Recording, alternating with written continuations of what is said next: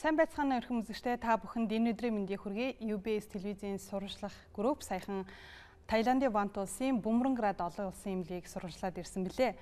Үүнтэй холбогдуулаад үзэгчдэд эрүүл мэндийн нэмэлт мэдээлэл оншилгоо үйлчлэх нь ямар юм бэ гэдэг талаар нэмэлт мэдээлэл өгөхөөр бид өнөөдөр нэвтрүүлгийнхаа танхимд Таиландын Бумранград олон улсын эмнэлгийн Монгол дахь төлөөлөгчийн газрын захирал Ятагтай Эрдэнэ засгийг нэвтрүүлгийнхаа танхимд урьж ирүүлээд байна. Сайн байна уу та? Сайн байна уу? За, ажил сайн уу? Ажил амжилттай явж байна. Энэ нэвтрүүлэгт урьж оролцуулж байгаад их баярлалаа. За баярлалаа. Тэгэхээр бид нар өнөөдрийн энэ хормыг ашиглаад монголчуудаа эрүүл мэндийн эмчилгээ, үйлчилгээний дэлхийн хэмжээний хэмжээнд явуулж байгаа үйлчилгээ явуулж байгаа Бумранград олон улсын эмнэлгээ танилцуулах болно. Тэгээ мэдээж нэг бүрчлэн тайлбарлаад байвал маш шурт цагийг авах нь гарцаагүй. Тэгэхээр та онцлог сонин хамгийн давуу тал чанаруудаас монголчуудаа танилцуулаад нэвтрүүлгийнхаа ярилцлагыг эхлүүлэх үү. Тэгэхээр юуны өмнө энэ нийт телевиз үзэгчдээ энэ өдрийн мэндийг хүргэе. Тэгээд би бол Бумранград эмнэлгийн хамгийн сүүлийн үеийн мэдээнээс эхэлж эмнэлгээ танилцуулж эхлэе гэж бодож байна. Бумранград олон улсын эмнэлгээс нэг мэдээ ирсэн байгаа. Энэ мэдээнд бол олон улсын эрүүл мэндийн сэтгүүл гэж ийм сэтгүүл дээр Бумранград олон улсын эмнэлгийг бол дэлхийн топ 10 эмнэлгийн нэгээр шалгаруулсан тухай мэдээ ирсэн байгаа. Манай Бумранград олон улсын эмнэлэг болохоор зэрэг гадаадын орнуудаас ирдэг үйлчлүүлэгчдийг хүлээн авч тэднэрт өндөр түвшний үйлчилгээ, эмчилгээ үзүүлдэг. Мөн давхар аялал жуулчлалын үйл ажиллагааг давхар эрхэлдэг гэдгээрээ ингээд топ 10 эмнэлгийн нэг болсон байгаамаа. Тэгээ энэ сэтгэлдээ бол ингээд хуваалцаж байгаад их баяртай байна. Манай Бумранград эмнэлэг бол олон улсын эмнэлэг гэдэг нэрийг 2006 онд анх авсан. Тэрнээс хойш өнөө хүртэл энэ алдар нэрээ ингээ хамгаалаад явж байгаа. Ерөнхийдөө жилд бол дэлхийн нийт 200 гаруй орнуудаас 4-5 мянган хүн ирж үйлчлүүлдэг. Эдгээр хүмүүс бол үйлчлүүлэгчдэд дэлхийн хэмжээний стандарт хангасан эмчилгээ үйлчилгээг бол нэг доороос цогцоор навдаг юм байгаа. Эмчилгээ, үйлчилгээг бүгдийг цогцоор авна л гэж байгаа. Эмнэлэгт яг өнөөдрийн байдлаар хичнээн эмч ажиллагчид ажиллаж байна. Хүчин чадлын хувьд ямар байна? За мөн эмч ажиллагчдын дундаас 200 гаруй эмч нар өнөөдөр Америк нэгдсэн улсад ажиллах эмчлэх эрхийн гэрчилгээтэй өндөр мэргэжлийн эмч нар байдаг гэсэн. За тэгээ Азиас анх удаагаас Америкийн стандартыг хангасан олон улсын эмнэлэг гэж тооцогддог шүү дээ. Гэх мэтчлэн бас сонирхолтой тоо баримтуудаас манай үзэгчдэд хүрэхгүй юу? Бумранград эмнэлгийг бол 2006 онд Newsweek гэдэг Америкийн сэтгүүл байдаг. Тэр сэтгүүл бол мөн дэлхийн топ 10 эмнэлгийн нэгээр шалгаруулж ирсэн байгаа. Энэ үзүүлэлт нь бол бас л ер нь бол зөвхөн өнөөдөр топ болчиход байгаа юм биш. Урд нь ч гэсэн топ шилдэг эмнэлэг байсан гэдгийг бол үзүүлж байгаа юм л да. Өнөөдөр бол Бумранград эмнэлэгт бол 1200 гаруй эмч ажилладаг. Энэ эмч нарын 220 гаруй нь ерөөсөө Америкт эмчлэх эрхийн гэрчилгээ лиценз авч тэнд төгссөн гэсэн ийм эмч нар ажилладаг юм байна. Нийт бол 900 гаруй яг асрах сувилахын чиглэлээр тийм сувилахын мэрэгжлийн манайхаар бол сувилагчийн мэрэгжил эзэмссэн хүмүүс ажилладаг. Энэ хүмүүс ажиллаж байгаа хүмүүсийн нэг сувилагчд ногдох өвчтний тоо нь бол 4 өвчтний дунд нэг сувилагч явна л гэсэн үг юм байна. Одоогоор бол яг өөрийн гэсэн 2 тийм байртай. Нэгдүгээрт нь бол хэвтэн эмчлүүлэх байр, хоёрдугаарт нь бол амбулаторийн байр гэсэн байдаг. Хэвтэн эмчлүүлэх байр нь бол өөрөө 12 давхар, амбулаторийн байр нь бол 22 давхар юм байгаа. Яг энэ 4 сараас эхлээд амбулаторийнхоо байранд шинээр үндсэндээ 5 тийм манайхаар бол тасаг нээж байгаа. Нэгдүгээрт нь хүүхдийн тасгаа өргөжүүлээд нээж байгаа. Хоёрдугаарт нь бол урд нь үе мөчний төвдөө хамт байсан үе шилжүүлэн суулгах төв гэж шинээр нээж байгаа. Гуравдугаарт нь дотрийн өвчнөд хавсарсан байсан илэгний төв гэдэг. Илэг судлал, илэгний өвчлөлийг эмчлэх гэсэн тусгай тасаг нээж байгаа. Бүр төрөлжүүлээд маш нарийн мэрэгчжээ гэсэн. Мөн түүнээс гадна мэдрэлийн болон мэдрэлийн мэс заслаг гэсэн нэг тасаг байсныг салгаад зөвхөн мэдрэлийн мэс заслын тасаг гэд мөн адилхан ингээд тасаг нээжж байгаа. Тэгэхээр үйл ажиллагаа нь бол улам өргөжөж, улам нарийсаж байна л гэсэн үг. Дэлхийн түвшинд төрсэн энэ том стандартын эмнэлэгт маш богино хугацаанд үзлэг онцлогоогоо бас боломжийн үнээр хийлгүүлээд ирнэ гэдэг бас нэг боломж ах юм. Тэгээ хүмүүс маш их Таиландыг зорих болж л дээ. Тэгээ ерөнхийдөө төлөөлөгчийн газраар дамжуулаач гэдэг юм аа, аялал жуулчлал, за тэгээд ажлын далмаар явж байгаа хүмүүс бас Таиландын Бумранград олон улсын эмнэлэгт богинохон хугацаанд ерөнхий шинжилгээ өгөөд бас яаралтай одоо хандыг гэсэн эмчтэйгээ уулзаад ирэхэд хэр хугацаа зарцуулагдгийг, та бүхэн тэр зорж байгаа хүмүүст ямар тусламж дэмжлэг зөвлөгөө өгдөг юм бэ? За энтэйг хамтгаад бас төлөөлөгчийн газрын тухай асуу. Бумранград эмнэлгийн төлөөлөгчийн газар бол 2007 онд анх байгуулагдсан. Байгуулагдсанаас хойш өнөөг хүртэл бид нар бол тогтвортой үйл ажиллагаа явуулж байгаа. Манай төлөөлөгчийн газрын гол зорилго бол ерөөсөө монголчуудаа одоо дэлхийн түвшинд төрсэн эмчилгээ үйлчилгээг л ойртуулж өгөх гол зорилготой юм байгаа. Бид нөр төлөөлөгчийн газарт байхдаа хүмүүсийг одоо ингээд ямар үйлчилгээ авахын их өөрсдөөс нь сонгуулдаг, одоо эмчилгээнийхэн саналыг авч өгдөг. Мөн явлаа гэх юм бол эмчид үзүүлэх, шинжилгээ хийлгэх одоо шаардлагатай бүх юмуудын тухайн хүний явж байгаа асуудалтад нийлцүүлээд зохицуулж өгч цагийг авч өгдөг.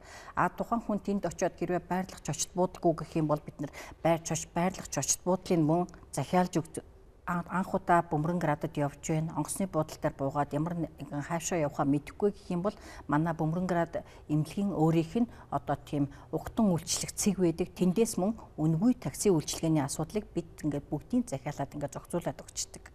За энэ бүх зохицуултыг авсан ингээд захиалгын хуудасуудаа аваад газарт нь үзүүлээд явах юм бол хүн бол анхудаа очиж байгаа хүн ч гэсэн төөрч буйдлах болон одоо сандарч мэгдэх ямар нэгэн асуудал байдгүй. Эрүүл мэндийн багц шинжилгээ өгдөг асуудлыг бол нэг цэгийн үйлчилгээ гэж хэлдэг. Эрүүл мэндийн иж бүрэн шинжилгээг хийлгээд эцэст нь дүнгээ сонсоод гарнаа л гэсэн үг.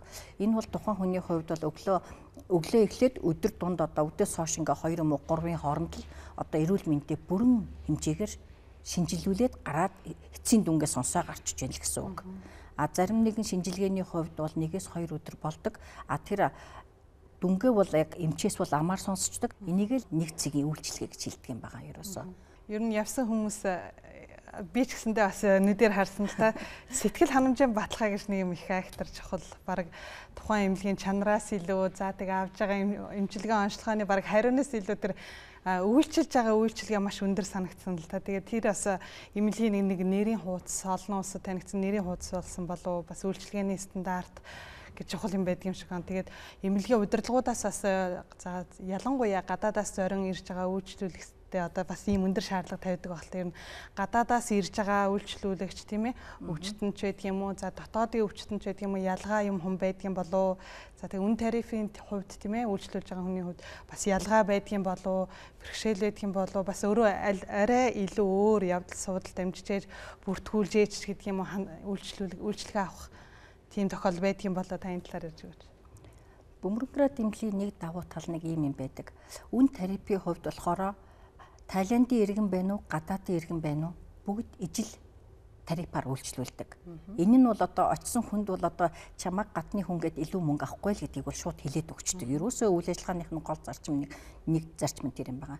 Дараагийн нэг зарчим бол гадаадын хүн хэрвээ манай Бумранград эмнэлэгт иржээвэл тэр хүнийг аль болохоор эх орондоо байгаа юм шиг ямар нэгэн өөрөө хүндрэл зовлонгүйгээр яаж үйлчлэх вэ гэдэгт үйлчилгээнийхээ бүх гол үйл ажиллагааг чиглүүлдэг. Тийм ч учраас зөвхөн гадны хүмүүсийг нисэх онгоцны буудлын дээр буугаад ирэнгүүт нь угтан үйлчлэх цэгээр дамжуулаад өөрийнхөө унаагаар чочд буудлалд нь буулгаад чочд буудлаас нь одоо байгууллагуудаар яг эмнэлэг дээр ирэхэд нь одоо үндсэндээ бол 20 гаруй орны 160 гаруй орчуулагчтай зөвхөн Монгол ихгүйгээр бүх орны хүмүүс бол өөрийнх нь төрлөх хэлээр одоо эмнэлгийн үйлчилгээг шууд хүлээж авах боломжтой л гэсэн үг юм байгаа. Энэ нь бол ерөөсөө тэр үйлчилгээнийх нь гол стандарт болоод ингээ хэвшигдсэн ийм юм байгаа. Тэрүүгээрээ ч магадгүй татдаг байж магадгүй тийм. Энэ нь бол мэдээч хэрэг бол их олон улс орны хүмүүсийг бол нэг их сур татдаг байх. Хоёрдугаарт бол Бумранград эмнэлэг бол үйлчилгээнийхээ бас нэг давуу тал нь юу вэ гэхээр чин зэрэг зөвхөн манай одоо эмнэлэгт ирээд үйлчлүүлчээ боллоо гэж үздэг. Тэрнээс гадна Бумранград эмнэлэгт үйлчлүүлээд одоо дараагийн асуудлаа яах вэ гэдэг хүмүүст бол мөн аялал жуулчлалын асуудлын давхар зохион байгуулад өгдөг, бүр тэрийг хариуцсан тийм одоо хэсэг байдаг. Мөн тэнд удаан хугацаагаар байгаа дэмжлүүлж байгаа улсуудад одоо бас ямар визний үйлчилгээ үзүүлдэг. Тэгэхээр хүнд бол одоо хүмүүсийг аль болохоор тайван сайхан байлгахад бүх үйл ажиллагаанд чиглэдэг гэдгээр бусад эмнэлгүүдээс ялгаатай байдаг байхаа гэж боддог. Тэгээ төлөөлөгчийн газруудаар дамжаад ирж байгаа хүмүүс бол зарим нь боддог л доо. Одоо Монголд ч байна уу, бусад төлөөлөгчийн газраас ингээд бид нэр дамжаад очиж байгаа учраас энэ төлөөлөгчийн газрууд манайх бол одоо ямар ч үн төлбөргүйгээр үзүүлдэг учраас одоо Бөмбөрөнград эмнэлэг дээр очиод би эмчилгээ авахад одоо энэ үзүүлсэн үйлчилгээний үн нэмэгддэг гэж зарим хүмүүс боддог юм шиг байлаа. Биднэрт бол үзүүлж байгаа зурчилсны хөлс. Тий. Бид нар бол одоо ингээ үнгүй үйлчилгээ үзүүлсэн ч гэсэн Бөмбөрөнградад үзүүлж байгаа үйлчилгээ бол мөн Тайландуудын авч байгаа үйлчилгээтэй нэгэн адил байдгаа л гэдгийг би хүмүүст хэлмээр байдгийн бас. Тий. Ер нь хүмүүс чинь баг ямар үйлчилгээ явуулж гэнэ үү, яаж нээж гэнэ, юу оншилж гэнэ гэхээсээ илүү ялангуяа монголчуудын хувьд бол үн тариф гэдэг бол маш чухал л да. Ерөнхийдөө боломжийн үнэтэй гэж яригддаг юм байлээ. Тэгээ яг таны хувьд бас гоё жишээ татаасаа гэж би хүсэж байна. Яагаад гэвэл ямар нэгэн тийм нурууны хагалгаач гэдэг юм Америкт хийлээ гэх чинь яг бодитоор харьцуулт хийгээд Бөмбөрөнградад одоо энэ хэдэн ирээний байх юм аа гэдэг юм тийм харьцуултууд манай үзэгчдэд илүү сонирн байх юм болов уу? Тэгэхээр ийм юм байдаг л да. Өнгөрсөн жил хийгдсэн одоо Бөмбөрөнград эмнэлэг бол одоо өөрийнх нь болон одоо манай Монголд байдаг веб хуудсан дээрээ бол одоо бодит үн гэдэг одоо үнийн жишгийг одоо ингээ 2009 оноос хойш гаргаад тавьсан байгаа. Энэ үндсэндээ нээлттэй, нийтэд нээлттэй гэх тээ. Энэ нь болохоор юу байдаг вэ гэхээр Бөмбөрөнград хийгдэж өнөөдрийн байдлаар хийгдэж байгаа бүх хагалгаануудынхаа үнийг одоо 3 үндсэн байдлаар гаргаж тавьдаг.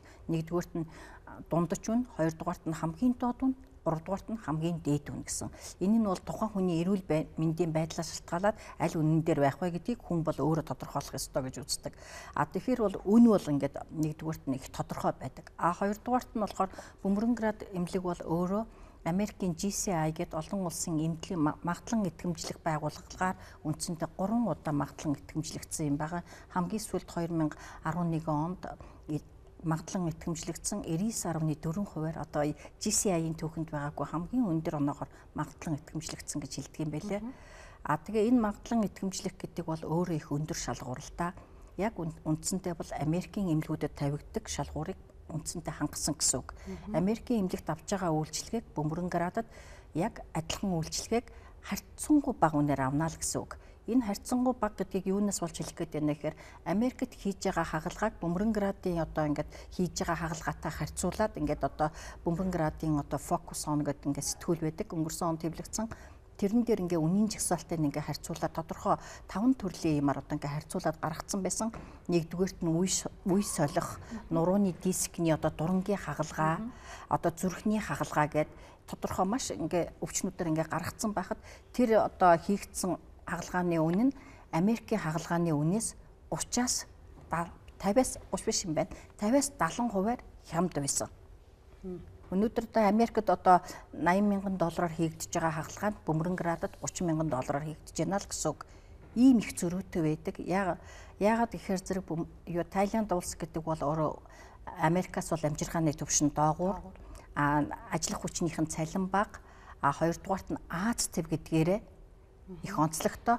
Америкийн одоо Америкт мэрэгжил дэвслүүлсэн эмч хэдийгээр ажилдаг боловч тэд зөмөрө Тайланд эмчнэр байдаг учраас ерөнхийдөө тэр авч байгаа цалин нь харьцангуй хямд байдаг байх гэж боддог. Хоёрдугаарт нь амьдрах орчных нь юм их таатай. Америк шиг олон улирал байхгүй ганцхан таатай ганцхан одоо халуун байдаг. Яг борооны болон борооны бус гэсэн улиралтай байдаг. Тэгээд их олон сая хүн ам байдаг. Аз ТV-ийн олон орнуудад үйлчилгээ үзүүлдэг гэсэн их олон утгаараа бол тэднээсээс хамаагүй хямдхан л байдаг юм байна. Тэгээ манай хүмүүсийн хувьд бол юу гэж хэлдэг вэ гэхээр Америкийн үйлчилгээг Азаас хамгийн ойрхоноор хамгийн боломжийн үнээр авч яана л гэж манай яваад ирсэн үзэгчид өөрсдөө бол үйлчлүүлэгчдийг хэлдэг юм байна. Үнэхээр том боломж шүү дээ тийм ээ. Яг адил төрлийн үйлчлэгээ 50-аас 80% бараг хямд хаавна гэдэг бол үнэхээр сайхан боломж. Тэгээ газар нутгийн хувьд ч гэсэндээ ойрхон юм да тийм ээ. Тийшээ Америк руу 10 хэдэн цаг нисчээсэнс Тайланд руу 4 цаг нэ 5 цаг нисээд очишаа шүү дээ. Тэгээд сүүлийн үед ялангуяа шууд нислэгийг та бүхэн бас аль жуулчлалын компаниудтай хамтраад бас шууд нислэг хажуугаарнаас эрүүл мэндэ үзүүлээд онцлоод гоё ч гэдэг юм уу тийм бас сайхан боломж шүү дээ. Энэ сайхан боломжийг нэгээд байгаа юм байна шүү дээ. Энэ талаараа дэлгэрүүлж байгаа. Ер нь бол манайхан бол одоо яг ингээд Тайланд руу бол тогтмол нислэг байдгүй. Манай одоо Монголоос очиж байгаа хүмүүс бол үндсэндээ одоо ингээ 3 одоо улс орноор дамжиж очдог үндсэндээ. Нэгдүгüүрт нь бол Хятадаар дамжаад явдаг, хоёрдугаарт нь Инчоноор дамжаад явдаг, гуравдугаарт нь Гонконгоор дамжаад явдаг. Манай монголчуудын хувьд бол хамгийн боломжийн одоо нэг хамгийн хямдхан гэдэг нь бол одоо Инчоноор дамжиж явах байдгийн. Гэсэн ч гэсэн бид нар бол тэр Инчоноор дамжиж явна гэдэг бол тухайн хүмүүсийн хувьд бол өвчтөг хүний хувьд ч зарим тохиолдолд бол одоо 10-аас 15 цаг ингэж хүлээлтийн цагтаа ингэж нисдэг тохиолдол байдаг. За энийг одоо бид нар ингээ аялал жуулчлалын компаниудаа ярилцаад аялал жуулчлалын компани ч гэсэн тэр сайхан одоо аялал жуулчлалын эх орн Тайланд одоо аялал жуулчлал хөгжүүлэх гэсэн үндсэн дээр бид бүгд хамтраад одоо эрүүл мэндийн аялал гэдэг ингээд нэг юм зохион байгуулж байгаа. Аялал жуулчлалын компани өөрөө аялал зохион байгуулдаг. Тэрэн дотроо аялалдаа ч явдаг, эрүүл мэндээ ч үзүүлэх боломжтой тийм эрүүл мэндийн аял гэдгийг хавсарсан байдлаар зохион байгуулдаг. Одоо энэ аяллыг болон бид нар одоо өнгөрсөн 2012 онд одоо үндсэндээ 3 удаа зохион байгуулсан. Одоо он гараад 1 удаа зохион байгуулчлаа. Одоо ахиад 4 сарын сүүлчээр юм уу 5 сарын ихээр 2 дахь одоо шууд аяллаа ингээ зохион байгуулах гэж байна. Энэ шууд аялал гэдэг бол ерөөсөө Улаанбаатараас шууд Бангкок хүртэл 5 цаг нисэл буучж байгаа юм. Гадны эмч нар Монголд ирээд тэгээ семинар эдэр зохион байгуулдаг шүү дээ. Бас үзлэг эдэр гэл гинтийн тийм зохион байгуулдаг. Тэгэл тэр хүмүүсээс ярилцлага авч яхад тэгэл мэдээ сурвалжлага эдэр манайх их авч яана л та. Тэгээ ер нь монголчуудад ямар өвчин дамгаа ингээл ажиглагдж байна танд гихчил бөөр нурууны өвчин ч гэдэг юм уу, эмэгтэйчүүд ч гэдэг юм уу те бас хүүхдийн өвчл хайрцангуй их байт юм аа. Одоо энэ цагаагаар за утаатай байгаа тийм энэ бүх болгон монголчуудын эрүүл мэндэд нөлөөлж харагдах юм аа гэдэг шүү дээ. Яг иймэрхүү чиглэлээр их хандж гин үү? Ер нь монголчууд ямар нийтлэг өвчнөр одоо танай төлөөлөгчийн газраар дамжуулаад ханддаг юм бэ? Монголчуудын очиж байгаа нийтлэг өвчлүүд. Ер нь бол ингээд монголчуудын явдаг нийтлэг өвчнийг үзэж авахар нэг 4-5 төрлийн өвч их гололдгийг. Нэгдүгээрт нь сүүлийн үед одоо сонин хэвлэл бүхэл юмар өвчигдэж байгаа. Тийм ээ. Хавдрын асуудал нэлээд Монголд нэлээд хурцаар тавигдж байгаа. Хавдар бол нийт өвчтнүүдийн бас нэгдүгээрт бичигдэж явдгийг. Хоёрдугаарт нь манай монголчуудын одоо нөгөө нэг ахугаас их шалтгаалдаг бах.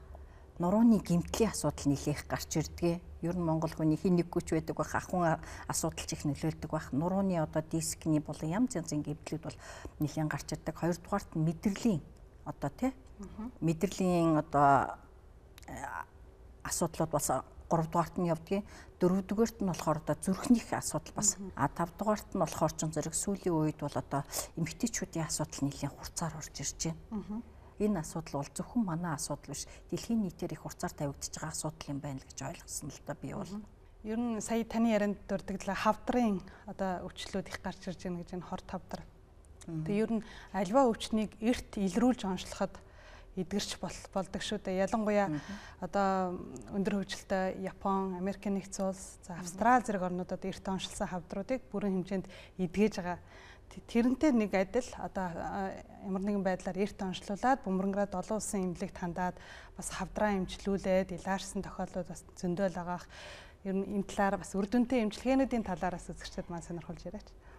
Ер нь бол хавдар гэдэг дээр бол би бүхэл төрлийн хавдрыг бол үндсэндээ хамруулж хэлж байна. Ер нь манай дээр бол сүүлийн үед бол хавдар ихсээд ийн гэж ярьдгийн. Тэгээд манай эмчнэр бол нэг талаар хавдар ихсэж байгаа нь үнэн гэж байгаа. Нөгөө талаар болохоор хавдрыг илрүүлэлт их сайжирсан. Одоо оншилгоо бол Монголд одоо ингээд хавдрын үзлэгийг одоо бүх 21 аймагтаа хийлээ. Тэгээ сүүлийн үед хувийн болон улсын эмнэлгүүд оншилгооны өндөр технологитой одоо багаж тоног төхөөрөмжийг их суйрлуулсан. Энэтэй холбогдоод одоо нөх хавдрын илрүүлэлт нь ихсэн. Ер нь бол эхнийхээ 1-2 дугаар шаттай ямар ч хавдрыг бол эмчлэн гэж үздэг. Нилээн одоо ингээ хавдрын үе шат нь одоо цаашилсан тийм тохиолдолд бол бөмбөрөнгөрөөд эмнэлэг дээр бол одоо тэрийг тодорхой хугацаагаар тийм ээ одоо тэр хавдрын амьдрах одоо хугацааг нь уртсгах гэдэг юм л да. Хугацаагаар уртсах эмчилгээнийг хийдэг. Одоо Азад одоо бол их цөөхөн оронд байдаг. Жишээлбэл хэсэгчилсэн туяа эмчилгээ, лазер эмчилгээ гээл хавдрын голомтуудыг одоо лазераар шараад туяагаар эмчлээд одоо тархалтын зогсоодог ч юм уу тийм эмчилгээнүүд бол их үр дүнтэй байдаг. Тэгээ мөн адилхан хим эмчилгээнүүд байдаг. Одоо энийг бол одоо ингээд манад бол хим эмчилгээ хийлгээд одоо ингээд 4-5 жил болцсон хүмүүс байдаг. Одоо тэр хугацаагаар л хүний амьдралыг уртсгаж өгч байна л гэсэн үг. Эрт онцлуулахын бод мэдээж үр дүн их өндөр байдаг. Бүрэн эдгэрэлттэй л гэж ойлгох хэрэгтэй. За тэгэхээр ер нь хүн жилд эмч нар зөвлөгчд ойр ойрхон эмчилгээ онцлогоо шинжилгээ хийлгэжээ гэдэг. Ер нь жилдээ хэдэн удаа тийм бүрэн хэмжээний онцлогоо хийлгэх хэрэгтэй. Тийм 2 жил 1 удаа ч гэдэг юм эмч нар юуг зөвлөдөг юм бэ? Ер нь болохоор зөв Бөмбөрөнградын эмч нар ингэдэг 40-с дээшх насанд болохоор жилд бол 2 удаа 6 сар тутамд 1 удаа гэж гэх жишээний хэлдэг. 40-с доош насныханд болохоор жилд 1 удаа гэж хэлдэг юм билээ. Гэтэл яг өнөөдөр манай монгол хүний бол одоо орчин одоо ахуй нөхцөлд бол энэ жилд 2 удаа гэдэг юм бол хэрэгжихэд төвөгтэй л дөө. Би ч одоо өчигдөр үзүүлснэгээ л одоо хэдэн жил ярьдаг болсууд шүү дээ. Тий. Тэгэхээр зэрэг биднээсийн хувьд үзүүлсэн гэж яваад. Тий. Биднээсийн хувьд бол одоо юу гэж хэлдэг вэхээр жилдээ 1 удаа эрүүл мэндийн үзлэгт одоо иж бүрэн үзлэгт хамрагдах нь зөвтэй л гэсэн тийм одоо зөвлөгөөг нийт үйлчлүүлэгчтэй хэлж өгдөг юм байгаа. А тийм ч үүднээсээ эрүүл мэндийн нөгөө шууд нислэгтэй аялалд бол зөвхөн эрүүл мэндийн багц шинжилгээг багтааж оруулдаг юм байгаа. Ийм л юмар хүмүүстэй одоо үйлчлэгээ үзүүлдэг те. Ер нь сонирхоод асуухад зорин очиж байгаа хүмүүсийн дунд бас шинээр одоо онцлогоо шинжилгээ хийлгэхээсээ илүү бас энд тухайн ямар нэгэн шатны эмнэлэгт хандаад эмчилгээ онцлогоо тавигдаад тэр онцлогоогоо тэнд очиж бас баталгаажуулахыг хүссэн тийм хүмүүс бас байдаг байх тийм ээ. Тэгээ бас ямар нэгэн тохиолдолд энд гарсан онцлогоо тэнд бас очиод үгүйсгэгдэж байдаг юм уу те, ямар нэгэн нөхцөл байдлаас болоод тийм тохиолдол гардаг. Ерөнхийдөө бол одоо хүн дээр янз л та. Зарим тохиолдолд бол зарим хүмүүс бол одоо өөрийнхөө тавигдсан оншид эргэлзэх асуудал гардаг тий. Өөртөө итгэхгүй тий. Тэр тохиолдолд тэнд очиод их тий одоо өндөр стандартын хэмжээнд оншоо батлуулна гэдэг бол тухайн хүний хувьд бол том ололтолтой. Оншоо баталгаажуулсан тохиолдолд бол цаашаа хийх хэмжлэгийн тодорхой болждаг. Ийм юм бол нэлээд хийгддэг. Энэ бол тухайн хүнээс шалтгаалж байгаа асуудал. Хоёрдугаарт нь маш цөөхөн тохиолдол байдаг л да. Энд одоо тавигдсан зарим нэгэн онцлогоо зөрдөг, өөр онш гардаг. Энэ бол явахтай манай өнөөгийн одоо зарим тохиолдолд хувь хүнээсээ шалтгаална, зарим тохиолдолд бас манай одоо тийм ээ эрүүл мэндийн салбарын хөгжлөөс ч бас болдог баг. Гэхдээ энэ бол цөөхөн л гэж хэлмээр байна. Бөмбөрөнград олон улсын эмнэлгийн одоо гүйцэтгэх захирал Америк хүн байгаа штэ Мак Баннер гэхгүй. Тэгээд тэр хүнтэй бас уулзч ярилцж байхад сүүлийн үед одоо дэлхийн түвшинд хүрсэн ямар онцлогоо, шинжилгээний аппаратууд тийм ээ шинжилгээ ухаантай уялдуулсан тиймэрхүү зүйлийг танад нэмэлт жоохон юу хэрэгжүүлж байна гэдгсэн чинь нурууны хагалгааг робот оруулж олон сая долларын үнэтэй тийм робот оруулж ирээд хийж байгаа. Тэр робот бол ерөөсө хүнээс хичнээн мянга дахин илүү үр дүнтэй эмчилгээ хийдэг. Тэгээ нурууны хагалгааг маш хэлбэршүүлээд одоо 1 см төдий ч тийм үзэсгэлт хийгээ тийм эмчилгээ шинээр нэвтрүүлэх гэж байгаа гэдээ ярьжсэн. Тэгээ хөшөө энэ дээр нэмээд бас Бөмбөрөнград эмнэлгийн бас сүүлийн үед эмчилгээ онцлогоондоо хэрэгжүүлж байгаа техник технологийн дэвшлүүд юу байна вэ? Бас хүмүүсийн амьдралд хэрэгтэй бас ямар эмчилгээ дэлхийн стандартад дэлхийд гайхагдсан ямар эмчилгээнүүд хийж байгаа талаар та сонирхолж явна уу? Тэгэхээр Бөмбөрөнград эмнэлгийн нэг онцлог бол ерөөсөө те дэлхийн стандартад одоо нийцсэн хамгийн сүүлийн үеийн тоног төхөөрөмжөөр байнга сэлбэгдэж идэг ер нь бол одоо нурууны одоо тэр хагалгааны одоо 1 см-ийн зүсгэлтэй хагалгаа хийдэг гэдэг байгаа бол одоо нурууны дурангийн мэс заслыг хэлж байгаа. Энийг бол нэг одоо хэрэглээд бол одоо үндсэндээ сүүл нэлийн удаж байгаа. Одоо хамгийн сүүлийн үе гэх юм бол одоо би түрүүн өвөндөө дурдж исэн шинээр одоо нэг үе солих төв гэж нээгдэж байгаа гэдэг. Тэр үе солих төв дээр одоо төвийн одоо төв дээр хийгдэх одоо мэс ажилбарууд нь зарим нь бол дан робот хийж байгаа. Ерөөсөө робот гэдэг бол ерөөсөө өөрөө чинь хэлдгээр ёстой яг 1 см зүсэл одоо роботоор одоо өвдөгний болон түнхний үеүүдийг солино л гэсэн үг. Ингэж роботоор одоо хийж байгаа давуу тал нь юу байна гэхээр чин зэрэг тухайн хүнд бол өөрт нь ямар нэгэн зовир өгдөггүй маш том хагалгаа байхгүй роботоор үе солисны дараа хэрвээ хүн хүсвэл 24 цагийн дотор босоо явждаг гэж байгаа. Ерөөсөө хэвтэх байхгүй роботоор хагалгаа хийлгэсэн тохиолдолд 1 хоноод эмнэлгээс 1 хоноод гарч болно л гэж байгаа. Хүсвэл 24 цагийн дотор явна. Эмнэлэгт зөвхөн 1 хонох эмнэлгийн тийм одоо процедуртай. Ийм л одоо хүмүүсийн нөгөөд нэг хүмүүсийг аль болохоор ядраахгүй хүний сайн сайхны тулд л одоо юм уу да бүх тоног төхөөрөмжөө одоо ингэдэн да шинчилж идэг гэж байгаа. Өөр нэг юм байгаа. Одоо ингээд манай дээр бол одоо зүрхний шигдээс болон цус харвалтаас ахуулаад ингээд өөрөөлд нь татцсан хөл нэлийн хүнд гэмтлийн дараа ингээд одоо явж чадахгүй болцсон ийм хүмүүс байдаг. Гэтэл яг тийм хүмүүс зориулсан одоо ингээд нэг хүмүүсийг явуулж сургадаг тийм робот байдаг. Одоо жишээлбэл Тайланддаа бидний хэл одоо бараг дэлхийн ганц нэгэн л эмнэлгүүдэд хэрэгэлдэг. Одоо би бол сонсч ирсэн 100 сая ваттын үнэтэй тийм роботыг аваад одоо тэгээд сэргээн засварлах. Одоо тийм нэг физик манайхаар бол физик эмчилгээ гэдгийг тийм сэргээн засварлах эмчилгээндээ бол хэрэгжилж эхэлж байгаа гэсэн. Энэ бол тухайн хүнийг өөр нь биш одоо ингээд роботын тусламжтай явуулна гэдэг чинь бас л тэр хүний сэргээн засварлах сэргээн босох хугацааг л богиносгож өгч байна гэсэн үг. Тий. Ерөөсөө л бүх үйлчилгээг нь үйлчлүүлэгчтэй чиглэсэн байна л гэсэн үг л дээ. Энэ бүгд бол гайхалтай юм аа. Үнэхээр гайхалтай. Тэгээд сонсоход хүртэл их сайхан юм. Тэгээд монголчууд маань бас харьцангуй ингээд дэлхийн хэмжээний стандартын эмнэлгүүдэд хандах боломжийг олгосон та бүхэн бас сая надад тийм сэтгэл төрж ин л да маш их буянтай монголчуудтай буянтай үйлс хийж байна гэд тийм сэтгэл төрж ин. Тэгээ олон монголчууд мэдээж танаа эмнэлгээр дамжуулаад өвчнөөсөө илааршаад элэг бүтэн амьдраад аж аргалыг амсаж байгаа хаа. Тэгээд тэр олон хүмүүсийн өмнөөс бас баярлан талархсныг нь дахиад бас нэг нэвтрүүлгийн танхимд илэрхийлье. Баярлалаа. Таны хувьд зүгээр яг энэ Бөмбөрөнград эмнэлэгтээ ажилдаг биш хүндлэнгийн нүдээр бас нэг харъя л да. Үнэхээр тэнд ажиллаж байгаа эмч сувилагчдын ур чадварыг та бас юу гэж хардаг вэ? Тэгээ бас хагалгааны дараа ингээл таны ярианаас ажиглаад байхад хагалгааны дараа уг хүнийг ингээд идэгрүүлж сувилах вэ тийм ээ? Сувилгаа гэдэг асар чухал гэдгийг бас нэг цаагаараа бас надад мэдрэгдээд байна л та. Эмч сувилагчдын ур чадвар тэгээ сувилагчдын тэр гайхалтай тэр одоо чадвар нь юундээ оршоод байна. Тэгэхээр энд би нэг юм онцолж хэлмээр байна л да. Тай үндэстэн гэдэг бол угаасаа хүнийг асрах сувилах юмдаа их тийм үнэхээр тийм чин сэтгэлээсээ ханддаг ард түмэн юм байгаа. Манай эмнэлгийн нэр хүртэл Тайландаар бол бусдыг асрах хамгаалах гэсэн утгатай юм байгаа. Тий.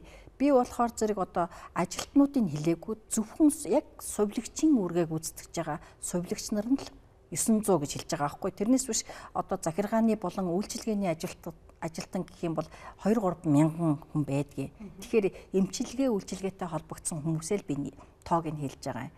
Тэгэхээр энэ хүмүүс бол яг үнэхээр асаргаа сувилгааг бол дээд зэргээр үзүүлдэг. Өнөөдөр энэ хүн хагалгаанд орлоо. Маргааш нь гэх тэр хүнд ерөөсөө өглөө нэрэл тэр хүнийг шууд ямар хагалгаа хийснээс хамаарахгүйгээр шууд эмнэлгийн орон дээр нь усанд оруулаад, нүрийг нугаагаад, амын нугаагаад орныхын даавууг солиод хувцсын солиод өгчдөг. Тэнд үйлчлүүлж исэн хүмүүсийн хувьд бол энийг бол аягүй сайн мэддэг баг. Тэгээд жирийн хүн бол би одоо өчигдөр хөвцөө ороо солиулах шаардлагагүй гэж үзэж магадгүй. Ерөөсөө тэр эмнэлгийн стандарт юм. Энэ нь бол хүмүүсийг одоо нэг сайхан татдаг. Одоо энэ үйлчилгээнд бас хүмүүсийг одоо нийт үйлчлүүлэгчдийн сэтгэлийг ч юм уу үйлчлүүлэгчийг өөртөө татдаг нэг юм болдог байхаа л гэж үздэг. Хоёрдугаар тай хүмүүсийн тэр найрсаг сайхан сэтгэл үндэстнийхээ хувьд тийм сайхан юм байна. Юм л одоо энэ манай энэ үйлчилгээнд харагддаг юм болов уу гэж би боддог шүү дээ энэ бол. Үнэхээр гайхалтай сонсоход хүртэл сайхан мэдээлэл. Тэгээд өшөө бас та монголчуудаа энэ нэвтрүүлэг маань өндөрлөлт өгч юм л да. Тэгээд монголчуудаа хандаад бас өшөө хэлж ярих зөвлөмж юу байна? Бас мэдээллүүд юу байна? Бөмбөрөнград монголчуудын хувьд бол хамгийн боломжийн үнээр хамгийн өндөр түвшний оншилгоо эмчилгээг авч байгаа. Энэ үйлчилгээг үзүүлэхэд манай хамт олон Монгол дахь төлөөлөгчийн газар л танд бол бүхэл талаар туслана л гэж хэлмээр.